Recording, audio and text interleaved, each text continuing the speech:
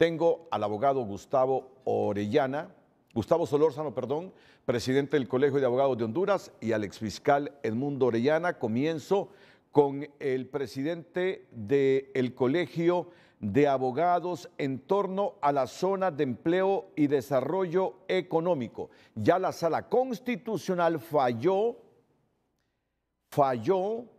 por mayoría declarando con lugar ex tunc, es decir, de origen, la garantía de inconstitucionalidad que interpuso por razón de contenido el exrector de la Universidad Nacional Autónoma de Honduras, Francisco José Herrera Alvarado.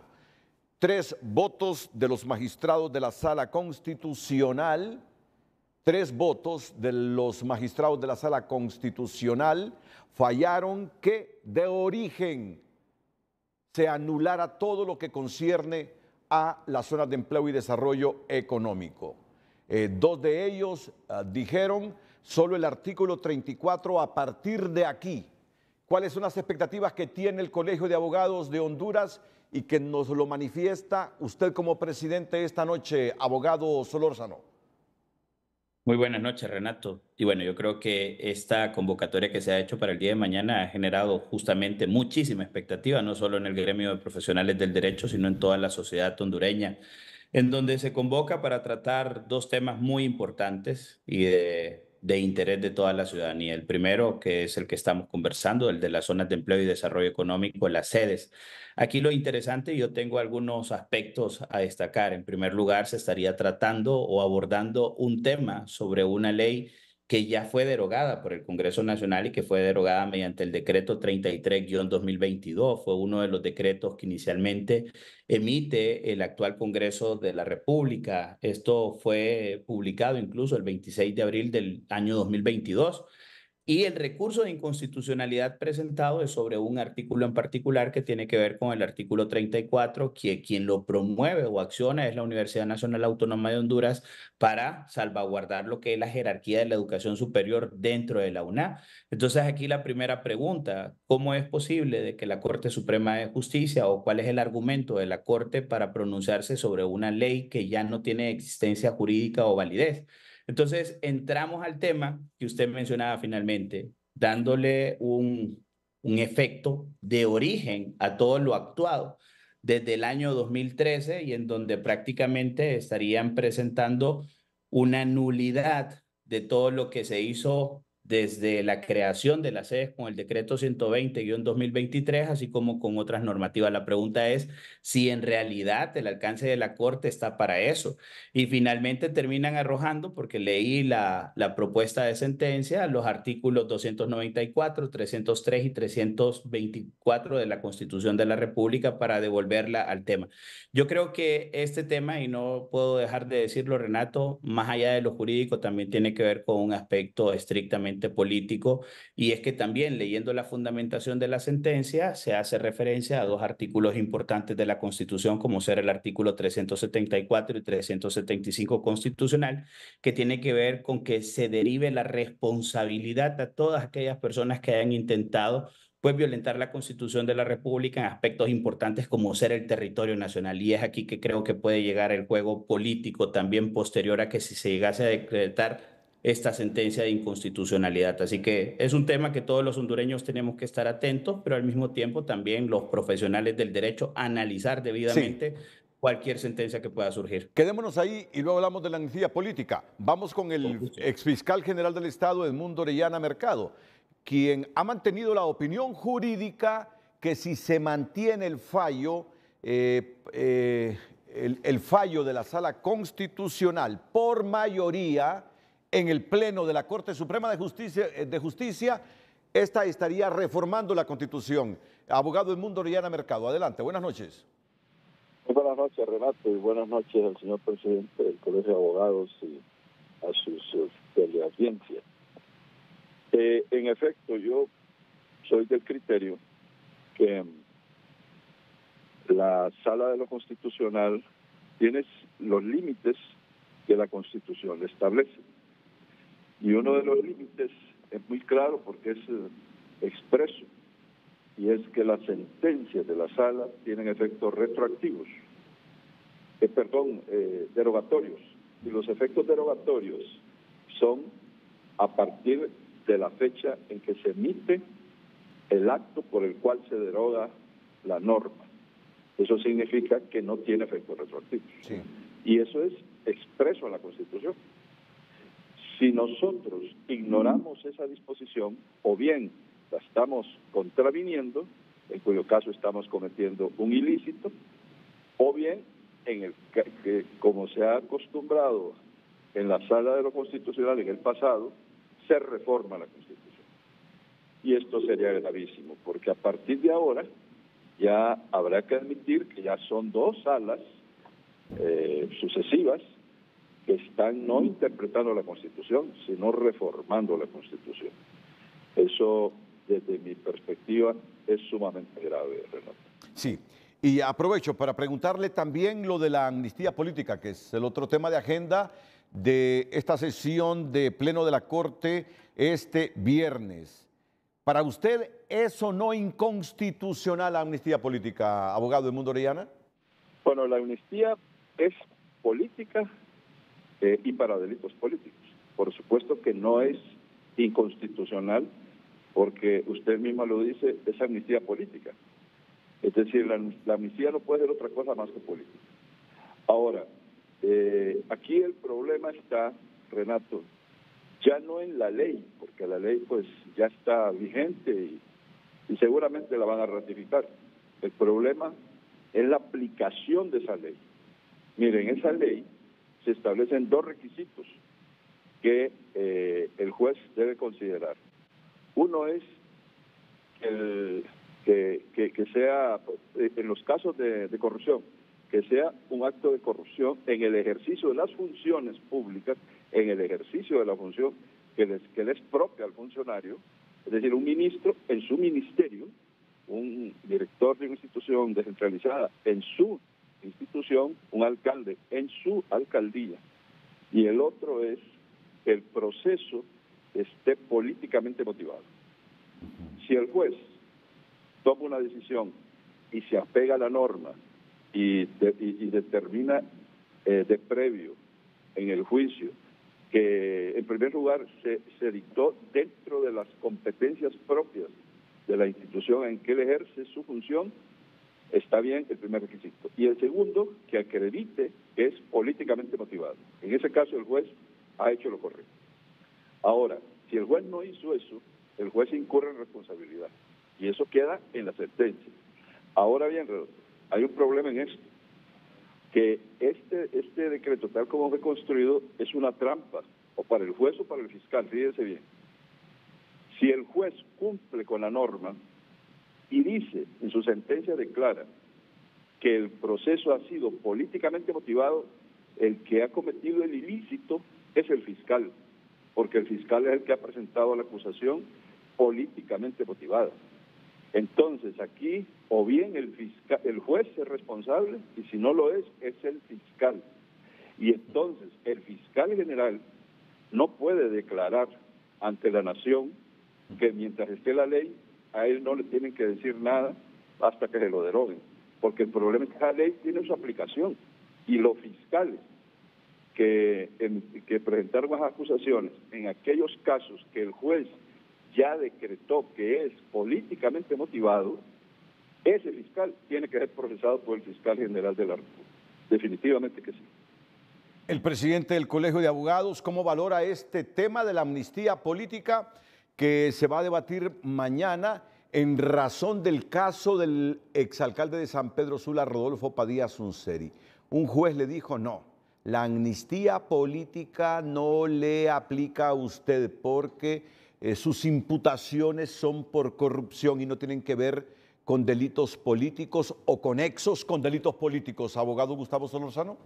Mire, Renato, yo le voy a volver a enviar un documento que nosotros elaboramos junto con el Consejo Nacional Anticorrupción en el año 2022. Y yo le voy a decir lo que dije en el 2022.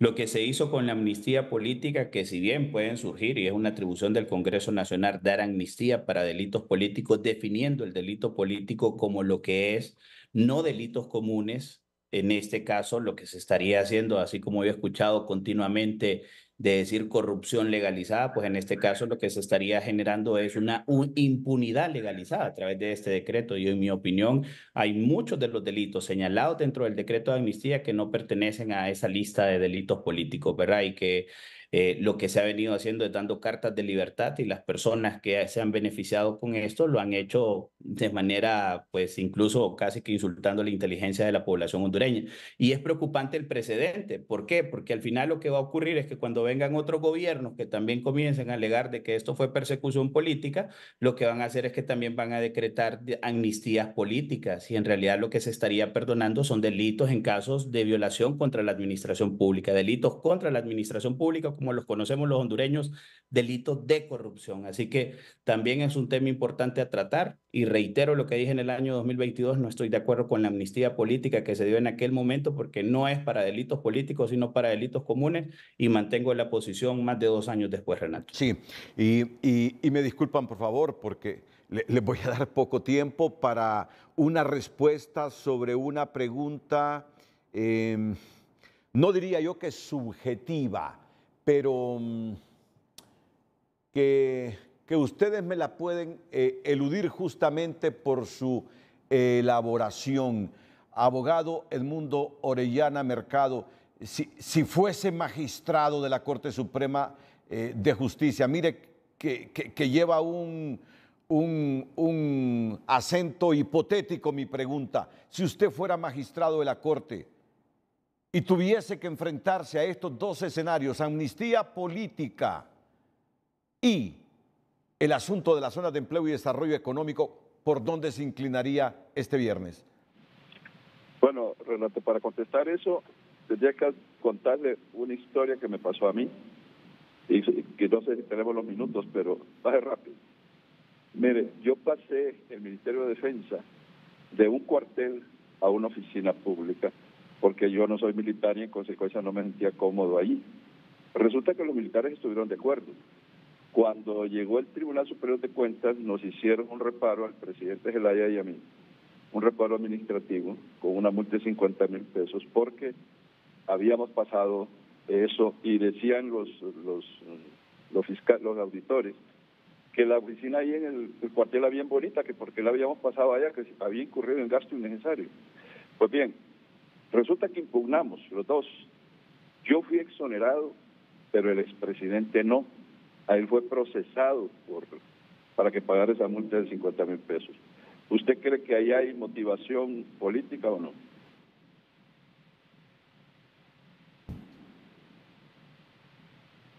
¿Hola? Sí, no, déjeme responderme internamente. Continúe. Ok, bueno, ese es un caso de motivación política. Y seguramente hay otros casos de motivación política en algunos de los que están planteados. Sí. En otros no lo están. Sí. Pero para eso están los jueces. Para eso están los jueces, Renato. Los jueces son los que deben hacer su tarea. Si no la hacen, ahí está el Ministerio Público. Por eso es que el Ministerio Público es el gran inquisidor de la sociedad en la aplicación de la ley. O sea, el juez que no cumple debidamente la ley debe ser procesado por el fiscal. Y si es el fiscal el que ha hecho el ilícito, el Ministerio Público debe proceder administrativa, civil y criminalmente contra el fiscal. El problema es que en esas causas, en donde ya el juez decretó el beneficio de la amnistía, alegando de que han sido motivados políticamente, el Ministerio Público está en problemas, porque el fiscal que presentó ese caso ha incurrido en delito, definitivamente. Y entonces, ¿qué es lo más conveniente jurídicamente para este pleno de la Corte este viernes, abogado? Mire, el problema es que es que la Corte, tengo entendido que lo que está conociendo es un amparo, ¿no? Sí, sí. Ok, no es una acción de inconstitucionalidad.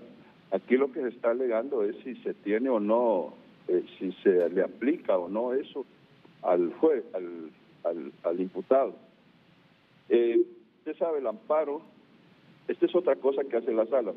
El amparo tiene efectos para el interesado nada más, pero ahora resulta que la sala le ha dado efectos erga omnes. Cada vez que se emite un amparo, el efecto es para todo el mundo. Entonces, si ahí se dice que la ley no le es aplicable o le es aplicable al imputado, el efecto que va a tener es erga omnes, es para todos, absolutamente general, porque así la sala lo ha modificado, independientemente de lo que diga la Constitución y la ley. Pero entiendo que el juez le está preguntando a la sala si esa amnistía es constitucional o inconstitucional, porque el juez está basado que hay delitos comunes que no caben en una amnistía política. Mire qué enredo el que tenemos. Ok, es el juez. Entonces, si es el juez, es una acción de inconstitucionalidad. Sí, sí. No es amparo, es una acción de inconstitucionalidad. Correcto, así. Esto último. Pero si es una acción de inconstitucionalidad, entonces si el Pleno de la Corte decide que es inconstitucional, el problema es que como no puede tener efectos ex tunc, porque según la Constitución tiene efectos derogatorios, no retroactivos, los que ya han sido beneficiados con la amnistía no lo pueden tocar, ya eso sí están disfrutando de la amnistía. Gracias, abogado Edmundo Orellana. Valoración final del presidente del Colegio de Abogados de Honduras, claro. Gustavo Solórzano. Claro que sí, perdón que no saludé, ¿verdad? A mi maestro, al doctor Edmundo Orellana, de quien siempre aprendemos. Y coincido con él, mire, y usted hizo una pregunta específica y yo se la voy a responder. En mi caso particular, ¿verdad? Si yo fuese magistrado de la Corte en cuanto al tema de la sede, pues yo creo que tiene muchos elementos en donde se declara la inconstitucionalidad o elementos suficientes, pero no elementos para poderlo declarar de origen. Y tampoco en este caso en particular me podría pronunciar bajo un recurso de inconstitucionalidad porque en mi opinión jurídica lo que ya solicitó la Universidad Nacional Autónoma de Honduras ya fue derogado en su totalidad y en este caso la inconstitucionalidad tiene que ser a los artículos correspondientes, que esa es la labor pendiente que le quedó al Congreso Nacional de la República al no haber ratificado justamente la inconstitucionalidad de los artículos 294, 303 y 324, 329 de la Constitución de la República. Sobre el tema de la amnistía, le vuelvo a reiterar de que en mi opinión también aquí declararía yo inconstitucional, pero solamente a los artículos que son delitos comunes, porque hay un montón de artículos que son la gran mayoría que no tienen nada que ver con delitos políticos. Y efectivamente en ambos casos estamos hablando de dos recursos de inconstitucionalidad que se registraron dentro de la Sala de lo Constitucional y que mañana le corresponderá al Pleno conocer. Pero igual, esa es mi valoración jurídica y hay que respetar también los criterios que puedan emitir los magistrados dentro del Pleno y ojalá que hagan el mejor trabajo posible. Lo que me preocupa a mí el tema de las sedes con ese efecto de origen que quieren darle, Renato, son dos cosas. Número uno, el problema económico que nos pueden ocasionar como sociedad hondureña, con demandas millonarias, porque al momento que se realizaron esas inversiones, el Estado de Honduras sirvió como aval de esas inversiones. Hoy enfrentamos procesos por más de 10.000 millones de lempiras, lo cual nos va a venir a ocasionar 10.000 millones de dólares, perdón, lo cual nos va a ocasionar daños y perjuicios grandísimos. Y luego lo otro es la confianza, que en este caso se destruiría totalmente la confianza dentro del sistema jurídico hondureño de la seguridad, porque las sentencias, como muy bien lo señala el doctor Edmundo Orellana Mercado, únicamente tienen efecto retroactivo en materia penal. Sí. Muchas gracias, presidente del Colegio de Abogados de Honduras, Gustavo Solórzano.